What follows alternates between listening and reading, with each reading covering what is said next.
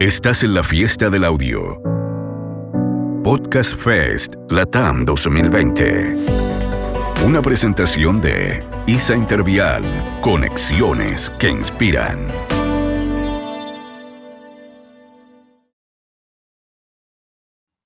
Hola, ¿cómo están? Bienvenidos a una nueva sesión de conversaciones en el marco de este Podcast Fest LATAM 2020, Arriba el Audio. Soy Francisco Reynoso y hoy me complace conversar a una persona que sigo, monitoreo, admiro, también puedo decir amigo, Rana Funk, fundador y director de Spoiler Time, quien nos acompaña directamente desde México, desde el DF, amigo argentino radicado, residente en Ciudad de México hace un buen rato. ¿Qué tal, Rana? ¿Cómo estás? Bien, querido, todo bien. Muy feliz. Primero, de estar en este evento nuevo, este Podcast Fest, lo cual se me hace fantástico que empiecen a ver estos eventos.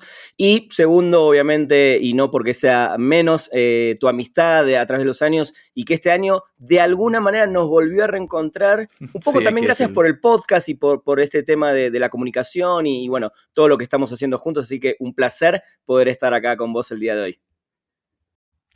Bueno, justamente tú señalabas, Rana, que en cierta medida unimos fuerzas nuevamente por algo muy interesante que ocurrió y este giro que hubo en la generación de contenido, un giro que muchos medios independientes lograron anticipar. Y Spoiler Time para mí, para mucha gente que monitorea el consumo de cultura pop, es un caso de éxito. Hablemos primero de eso. Spoiler Time es una de las razones, en cierta medida, de tu residencia en México, un proyecto que ha crecido con el paso del tiempo y que tuvo en este 2020 un giro, yo creo, un ascenso en audiencia importante, un incremento de audiencia que me gustaría que compartieras con la gente que asiste a este podcast Fest. ¿Cuándo nace Spoiler Time? ¿Cuándo toma forma este proyecto? Bueno, Spoiler Time justamente este año cumplió 5 años, nada más y nada menos que 5 años. Yo hace 10 años que estoy en la Ciudad de México, evidentemente vine a buscar como más posibilidades o crecimiento personal y me encontré con un país que obviamente es enorme, no solo en el sentido geográfico, sino en el sentido de habitantes y de la cantidad de empresas y sobre todo de empresas de entretenimiento que tienen base acá. De hecho, Netflix tiene su base acá, hace 1 año y medio, tiene sus propias oficinas y mucha gente trabajando y ese creo que es un dato importante para entender por qué México es un país tan grande y tan importante para la región.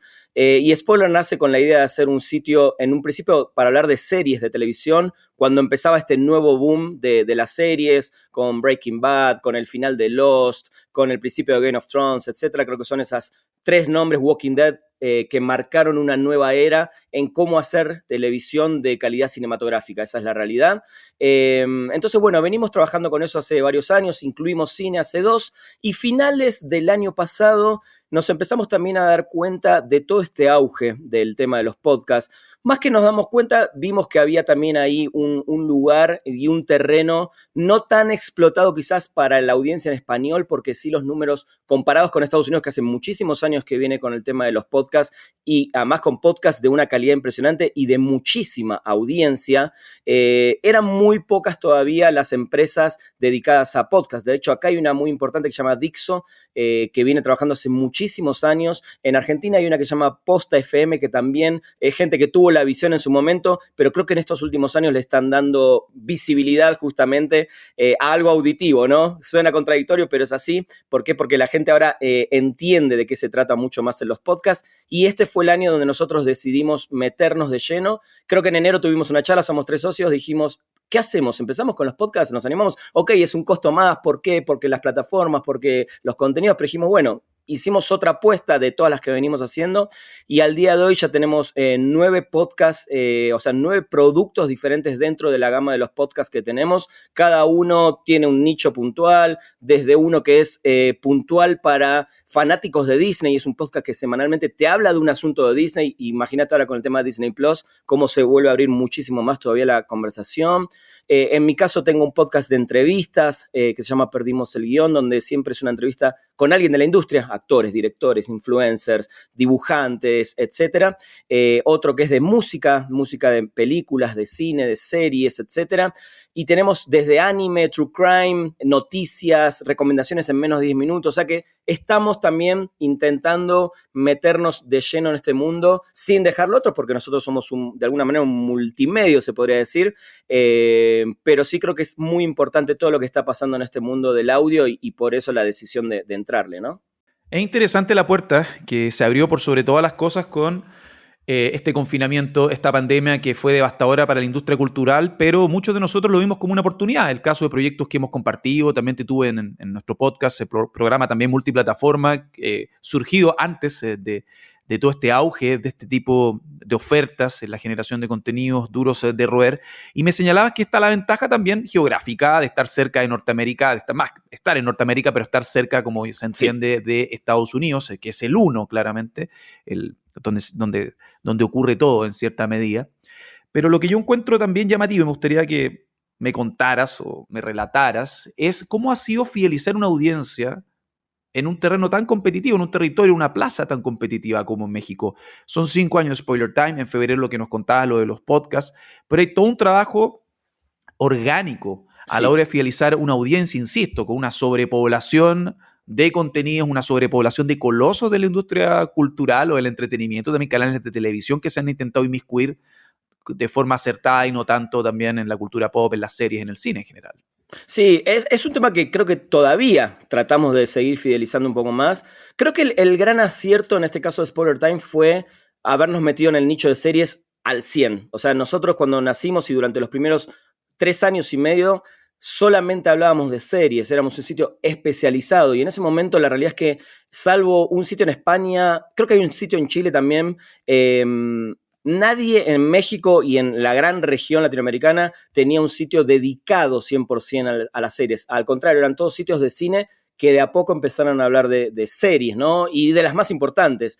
Creo que a nosotros nos hizo fuerte justamente tener un nicho muy, muy enfocado. Pero claro, también nos dimos cuenta después que no tenía, o sea, no es que no tenía sentido, había muchas más posibilidades, no solo de llegar a más gente, sino comerciales, porque la realidad es que uno también intenta vivir de lo que hace, y creo que en ese sentido Spoiler Time lo hizo muy bien. Digo, meternos en el mundo del cine nos abrió puertas también comerciales, entonces creo que la fusión, y además no es que pasamos a hablar de series y empezamos a hablar, no sé, de conciertos de música, que no estaría mal, y que algún día quizás podamos incluir el tema de música, pero pasamos directamente como al hermano mayor, ¿no? Que es el cine, entonces se nos hizo como muy, digamos, fácil ese pasaje.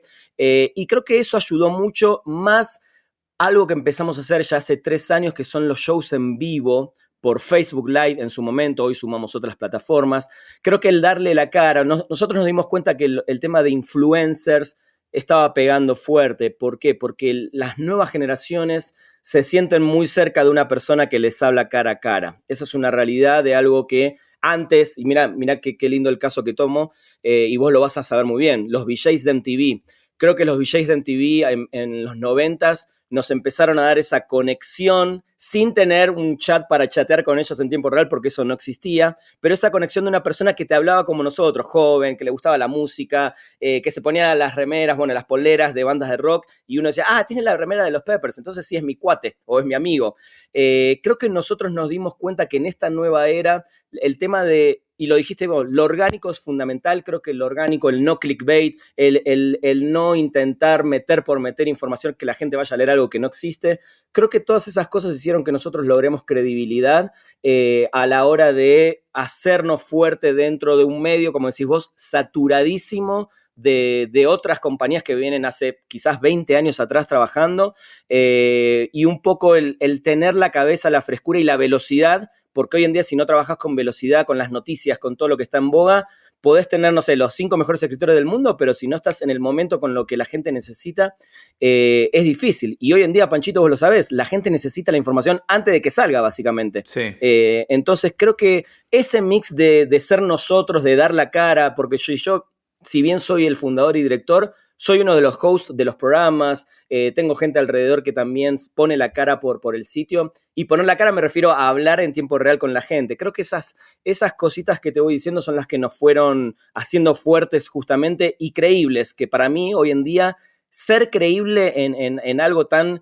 no me sale la palabra, despelotado, de la cantidad de información y la cantidad de gente que está tirando data todo el tiempo. Si no sos creíble, creo que perdés una gran porción del territorio en ese sentido. Lo que señala es fundamental porque yo siento que los podcasts que ustedes hacen, por ejemplo, este reel de podcast, 7, 9 podcasts que lanzaron con todo desde febrero, muestran esa cercanía, muestran ese lenguaje, muestran ese fanatismo que traspasan tal como el fenómeno de los VJs de MTV en los 90, que fue la gran plataforma para que uno viera en la pasión de la música quizás un estilo de vida, como fue también otras vías de comunicación más underground en los 80 y todo, con todo el apagón cultural que hubo también en Latinoamérica.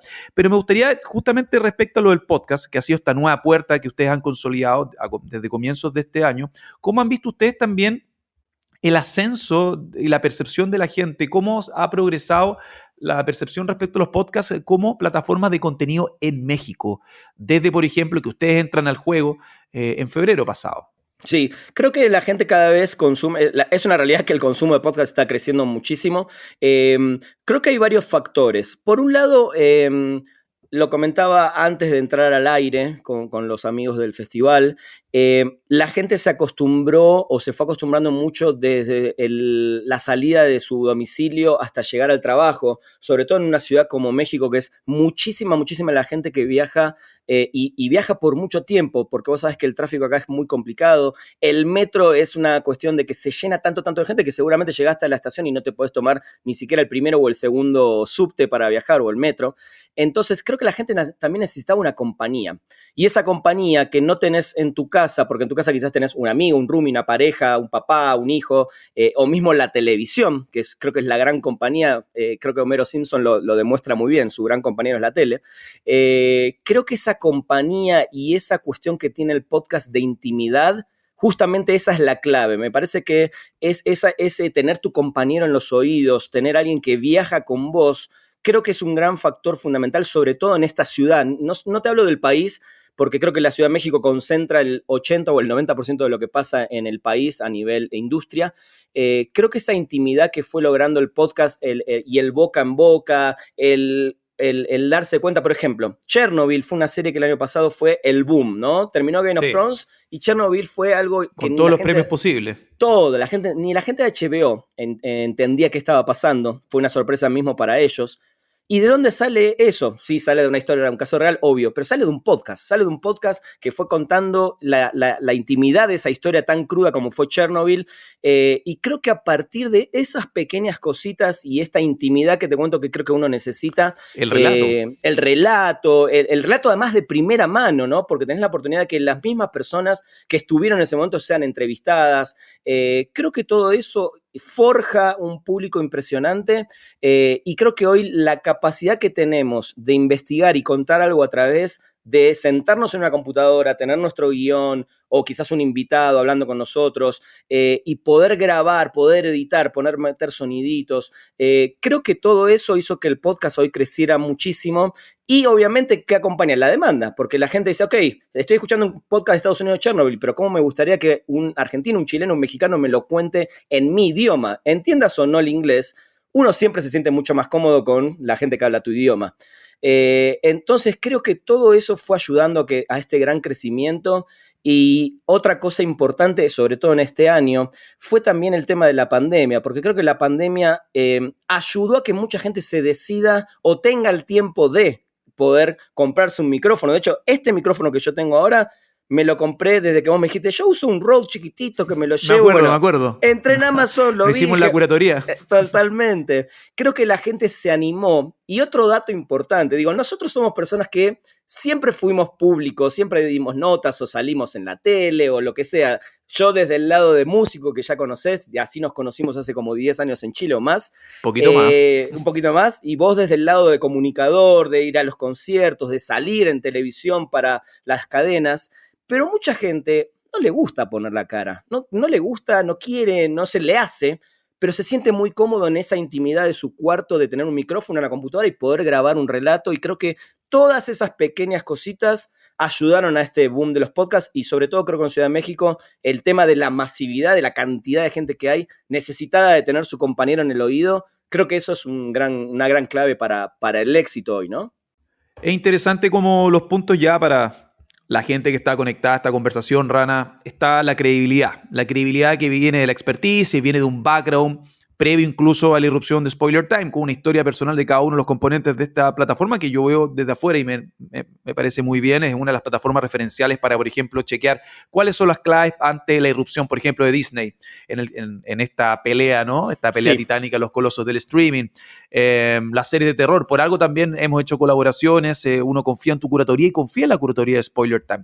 Ya está claro el tema de la intimidad, el tema de la cercanía, el tema de la credibilidad aprobada, el tema también de humanizar, ¿no? Esta crítica, porque en los 90 como que el crítico cultural era un tipo que usaba palabras con una palabra sumamente rebuscada, sumamente como intuitiva respecto a su background y como que no democratizaban la música en cierta medida o el arte en general. Y eso yo siento que se ha perdido, o sea, que esa esencia un poco elitista de la cultura se ha perdido con los podcasts. Tenés razón. Y me gustaría llevarlo a otro lado, Rana. Sí. Porque nos queda claro también hay que tener entusiasmo y todo esto para emprender. Es el tema de la viabilidad de los proyectos, porque bien sabemos, la vida misma, cuando uno cumple cierta edad, tiene ciertas responsabilidades, cada uno con sus temas, con sus realidades, pero hay que financiar estos proyectos. Sí. Y bien sabemos que ha cambiado también la percepción de las agencias de medios, los intermediarios entre las marcas, los potenciales anunciantes. ¿Cuáles son las claves y cuáles han sido para ti según la intuición? Porque esto es una eterna exploración, ¿no? Según también en este cambio que hubo en la industria con este descalabro tras la pandemia, ¿cuáles han sido las claves para que tus proyectos sean también económicamente exitosos o viables económicamente? Sí, por ahora son viables, como decís, creo que es un constante... Se llega al punto de equilibrio. Sí, mes a mes. A ver, nosotros tuvimos muy claro cuando iniciamos este proyecto hace 5 años atrás, cómo lo íbamos a, por lo menos en ese momento, intentar monetizar. Pero antes de eso necesitas saber qué inversión necesitas. Porque esto no era abrir un blog con 2 chicos que escriben de cine o de series y ver qué pasa, sino que era ya pensado con mis 2 socios, somos 3. Bueno, a ver, esto lo vamos a hacer para hacer negocio, para ganar dinero. Si no, no, porque como decís vos, la verdad que yo ya hice 1000 proyectos en mi vida. Llega un momento en la vida de uno que a la edad que tenemos, ok con el amor al arte y podemos hacer colaboraciones o cosas por amor al arte, pero uno también busca negocios para poder vivir, pero qué lindo poder hacer negocios de lo que te gusta. Bueno, en este caso Spoiler Time para mí es una de las cosas que más me gusta en la vida hacer, pero bueno, de entrada lo que hicimos fue poner una idea de cuánto dinero nosotros podíamos invertir. Acá estamos hablando de 3 personas, así como vos, Pancho, que somos trabajadores. Ninguno es un inversor, ni un angel investor, ni empresarios de la industria, sino que somos 3 personas que cada uno tiene muy claro lo que quiere. Hicimos una inversión inicial, con esa inversión inicial planeamos tener 1 año de aguantar de nuestro bolsillo esta creación, pagándole a determinadas personas para que escriban, communities, servidores, etcétera, con la idea de vender contenidos. ¿Qué significa eso? Que los contenidos que hacemos, una marca, de alguna manera, para resumirlo, los pueda patrocinar, ¿no? Nosotros nunca trabajamos, y esto me salgo un poquito al lado del podcast, me voy al lado de la internet en sí, de las páginas y los sitios web. Nunca fuimos un sitio de intentar tener 3 millones de visitas para que haya 3 millones de banners rotando en el sitio. Siempre nos hicimos la idea que los banners son algo que arruinan la legibilidad, la experiencia del usuario. Entonces en Spoiler Time siempre vas a encontrar quizás un bannercito ahí chiquito en algún lado o en alguna campaña muy puntual, pero nunca nos guiamos con el tema de llenar un sitio de publicidad, como hacían y hacen todavía algunas revistas, ¿no? Impresas, las pocas, lamentablemente, que van subsistiendo, donde entras y las primeras 6, 7 páginas son publicidad. Y dices, yo compré algo para leer, no para ver una publicidad. Entonces, con el internet pasó lo mismo, ¿no? Creo que se saturaron y las marcas de a poco empezaron a entender y a querer más este tipo de lugares donde poner publicidad, que se vea inclusive hasta orgánica, que se relacionen con los contenidos. Entonces creo que nuestro gran logro también fue entender que la parte económica también venía desde ese lado y no de llenar el sitio de publicidad. Y eso me lo hizo entender la realidad uno de mis socios, que es el que se encarga del producto en sí, que siempre nos dijo, no ensuciemos, digo, por ganar, no sé, por decir algo, $1,000 más por mes, 2,000 o lo que sea, no ensuciemos la experiencia que a la larga nos va a jugar en contra. Y bueno, eso la verdad que fue un gran logro. Entonces creo que tiene que ver mucho con, así como la credibilidad con la que trabajamos y lo orgánico que somos, creo que la parte de publicidad es lo mismo, lo manejamos de la misma manera, de no comprometernos a algo que no va a suceder, de no caer en una marca y decirle, sí, te voy a dar 10,000 millones de impresiones por mes, porque no las tengo. Y si las tuviera seguramente se los vendería más por 10.000 millones de personas que te van a ver, te van a leer, más que van a ver una publicidad puesta ahí, que además la gente la verdad que no come vidrio y cada vez se da más cuenta de si algo está pagado o no. Yo a veces veo videos de influencers que no puedo creer lo pagado que están, y entiendo que está bien porque viven de eso, pero hacelo más orgánico, o sea, hay muchas maneras, ¿no? Pero algunas cosas son muy, muy obvias. Y en el tema de los podcasts, volviendo a esto y metiendo esta parte, sí es algo que te voy a decir la verdad, todavía estamos explorando porque todavía no tenemos los grandes números. Tenemos los contenidos, pero así como hace 5 años tampoco teníamos los números, creo que también es una apuesta. Hay que apostar. Y obviamente todo lo que es podcast, desde los servidores, porque, a ver, uno pone los podcasts, mira, hice la cuenta, nosotros tenemos ya 350 episodios. Wow. 350 episodios de los 9 podcasts diferentes, porque algunos son semanales, otros quincenales, etc. Y todo eso está alojado en un lugar que se paga. Entonces, y todavía no hay un retorno de inversión, porque para nosotros es muy nuevo. Pero mira, te voy a decir algo. Ayer Amazon Music acaba de lanzar oficialmente en Latinoamérica sus podcasts, y Experimento 626, que es el podcast de Disney, es nuestro podcast más importante, ya está en el top 10 de cine y TV. En 2 semanas de que la plataforma acaba de lanzar, lo cual ese es el orgullo y el que nos dice, ok, estamos haciendo las cosas bien, pero también hay que tener paciencia. Es una época también de aguantar y tener paciencia, sí, ¿no? Y es importante lo que señalas respecto al camino lento, el camino largo en cierta medida para llegar a estos objetivos consistentes, cuando hay una vorágine del tráfico que hace rato que tiene completamente contaminado el entorno de los medios cortoplacistas que necesitan un tráfico semanal. Vivo eso también en mi entorno. Sí.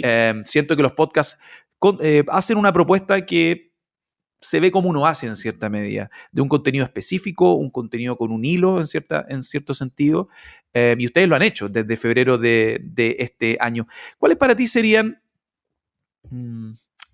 ¿Qué tendría que tener para la gente también que le gustaría sumergirse, ¿no?, en estas aguas profundas de los podcasts, sí, del audio? ¿Qué tendría que tener un podcaster? Un podcaster. Primero, creo que es bajo fundamental... tu propio término. Sí, claro. Sí, a ver, que la gente que esté escuchando, no es viendo... Claro, sí, está. No, digo, que no crea que ni yo, ni vos, ni nadie en la vida tiene la certeza total de algo, porque si no, creo que seríamos dioses, y dioses hay muy pocos en la vida, pero creo que lo primero es el entusiasmo. ¿Y por qué lo pongo en primer lugar? Porque sin entusiasmo creo, por lo menos en mi experiencia personal, ningún proyecto avanza. Si sos esa persona que dice, bueno, ok, voy a intentar, creo que ese no va a llegar nunca a nada. Creo que hay una frase, y la pongo siempre sobre la mesa, que es la de Yoda, le dice a Luke en su entrenamiento en el Imperio Contraataca, es, acá no se trata de tratar, se trata de básicamente hacerlo, ¿no? De creer y hacerlo. Creo que creer en uno mismo o con la gente que vas a hacer algo, que creas en lo que vas a hacer, a eso yo le llamo entusiasmo. En si crees, vas, no lo dejes atrás. Después, obviamente, viene el tema de la investigación, el tema de que hagas algo que realmente tenga información, tenga un toque personal, tenga algo que comunicarle a la gente. Porque simplemente si agarras una hoja y la lees, seguramente la gente no se va a aprender con eso, no le va a gustar, no vas a tener esa credibilidad. Entonces, el entusiasmo y las ganas de hacer, más el estudio de lo que estás haciendo, tratar de ser, qué fácil se dice y qué difícil es, tratar de ser el mejor en lo que haces. Nosotros tenemos el podcast, y lo voy a sacar otra vez porque creo que es importante, de Experimento 626, pero lo hace una persona que ama Disney, que ama estudiar, que ama contagiar a la gente, que vivió en los parques de Disney porque trabajó en Disney. Yo hago un podcast de música, no viví con John Williams o con Hans Zimmer, pero los escucho constantemente, me compro discos, leo lo que hacen, los estudio, y por más que yo sea un fan de la música, si no hago toda esa parte... El desafío es traspasar esa pasión. Exactamente. Y después, como lo dije recién, yo decidí hacer un podcast este año, equiparme. Quizás es lo más difícil en la parte económica, porque entiendo que no todos tienen ahora el dinero o para un micrófono, una consola o un equipo, pero hoy, si más o menos te equipás, dominás un poco algún software, podés hacer un podcast, quizás que no tenga la mejor calidad si lo grabás en un estudio, porque la realidad es que, así como la radio se hace de un estudio, lo ideal es tener un mini estudio o ir a un estudio para grabar. Pero hoy con la pandemia y con todo lo que estamos viviendo, no es excusa para no tener lo mejor para poder hacerlo, ¿no? Entonces creo que Y la paciencia es fundamental en cualquier proyecto. Panchito, lo dijiste recién. Estos blogs o cortoplacistas que quieren, ay, sí, hagamos, porque no sé qué. Creo que eso a la larga son los proyectos que se terminan truncando porque no tienen cómo sostenerse a través de los años. Hemos visto también cómo ha crecido como un fenómeno planetario el tema editorial de las audioseries. Tú me hablabas de Chernobyl, que es una serie, es un proyecto tremendamente exitoso que levantó aún más el crecimiento que ha tenido HBO, que ha competido de igual a igual, palmo a palmo con el resto de la competencia, con Netflix, con Amazon. Se me venía a la cabeza, por ejemplo, Son Explorer, que lo comentamos en la radio, que es también un proyecto, esta forma de desmenuzar una canción y que viene de un hermoso podcast que demoró años en posicionarse y llegar al culto que ostenta. Esta semana salió hace unos días atrás, vimos un artículo en el New York Times que se hablaba de la edad dorada del podcast, sí, del fenómeno de las audioseries y cómo el audio se ha posicionado y es el futuro de los contenidos. ¿Lo ves de esa forma? Bueno, lo que mencionabas también, ese hito de Amazon, ya tener uno de tus productos en un top 10, no deja de ser, yo creo que una señal completamente importante, valiosa. Sí, totalmente. Mira, sí estoy consciente de que hoy es el momento de los podcasts. No sé cuándo uno puede hablar de la edad dorada, no sé si eso viene con un rédito económico, de saber que ya hay una industria que está explotando y generando muchísimo dinero.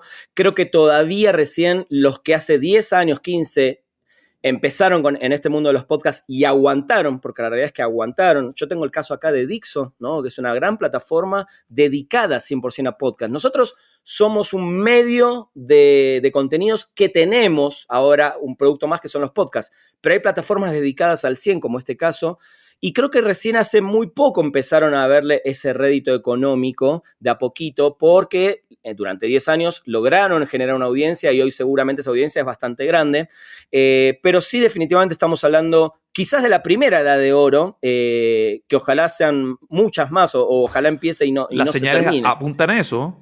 Exactamente. Digo, no haría futurología, pero imagínate que si nosotros decidimos tomar una porción económica del sitio y en lugar de reinvertirla en un video, por decir algo que sí seguimos haciendo, porque obviamente también nos dedicamos a eso, decidimos apostar a tantos podcasts, evidentemente es porque estamos viendo que acá hay, no voy a decir una mina de oro, porque lo de la mina de oro nunca se sabe por dónde va a ir, pero sí hay una posibilidad enorme y creo que está acompañado, y mirá qué loco porque vuelve toda la conversación, por la pasión y las ganas que tenemos, porque por más que nosotros digamos, hagamos podcast, ok, ¿quién de los chicos puede hablar? ¿Quién?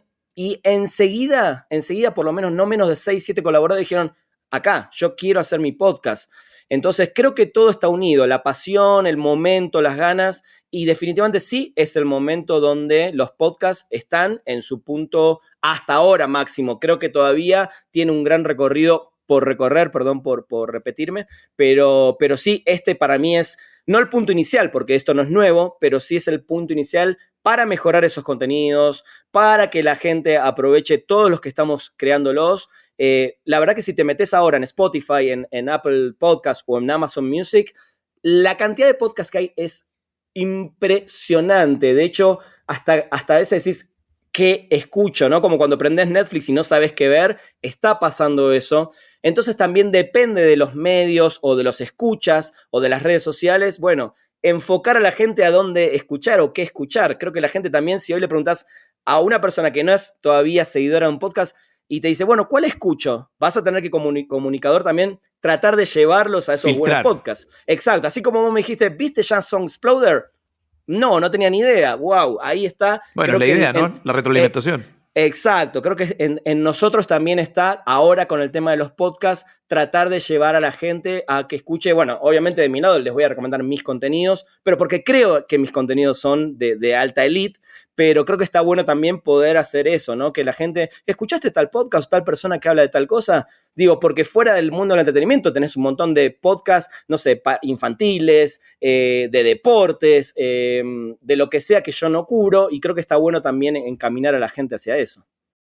Ya para casi cerrar esta conversación, Rana, claramente nos vamos a ver en la radio, nos vamos a escuchar, a conectar de vía remota por la radio y otras cosas en las que estamos involucrados, amigo. ¿Qué podcast nos recomendarías? ¿Cuál fue el último podcast que te cautivó? Porque uno tiene estímulos constantes cada semana. Mira, la verdad que tenemos tanto que le presto mucha atención al tiempo que me sobra para escuchar los de Spoiler Time. Y no puedo no recomendarlos, porque se me hace que realmente... Orgánico, exacto. Se me hace en serio que cubrimos como las necesidades dentro del entretenimiento. El otro día son 2 chicas argentinas y un chico argentino. Hacen un podcast que se llama Píldoras para no dormir, que están basados en análisis de películas de terror, pero desde el lado de casos reales, de true crime.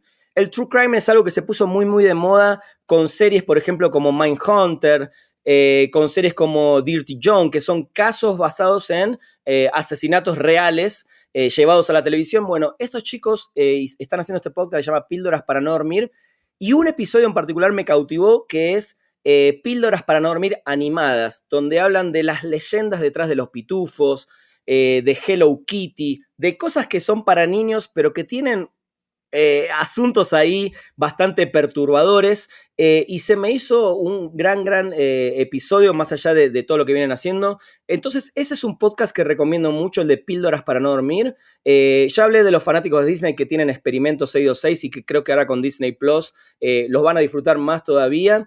Y otro podcast muy interesante creo que estamos haciendo tiene que ver con perdón, se me fue el nombre ahora. Jefe Final. Jefe Final es para los gamers. La industria del videojuego es la industria más grande del entretenimiento, aunque no se note tanto porque son los chicos los que están jugando del otro lado, pero se armó y se hizo tan grande. Hay unos documentales muy interesantes en Netflix sobre eso y en HBO, que siento que también es algo que nosotros nos estamos metiendo de a poco, porque mis socios además son gamers, pero bueno, no podemos abarcar todo, pero desde ese podcast estamos empezando a tener un poquito más de llegada al gamer, que es otra industria maravillosa, la del videojuego. Así que esas son mis recomendaciones en estos días para divertirse un rato desde los audífonos.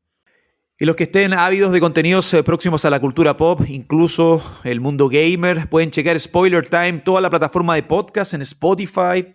Desde febrero, una parrilla de contenidos realmente alucinante, con una diversidad y una consistencia que tiene Spoiler Time también en este Podcast Fest, primera emisión, Podcast Fest LATAM 2020, arriba el audio. Muchas gracias, Rana. Gracias, Panchito. Un saludo a toda la audiencia. Seguimos en contacto. Un abrazo para todos y sigan escuchando podcast. Sigue disfrutando de la fiesta del audio. Podcast Fest LATAM 2020. Una presentación de ISA Intervial. Conexiones que inspiran.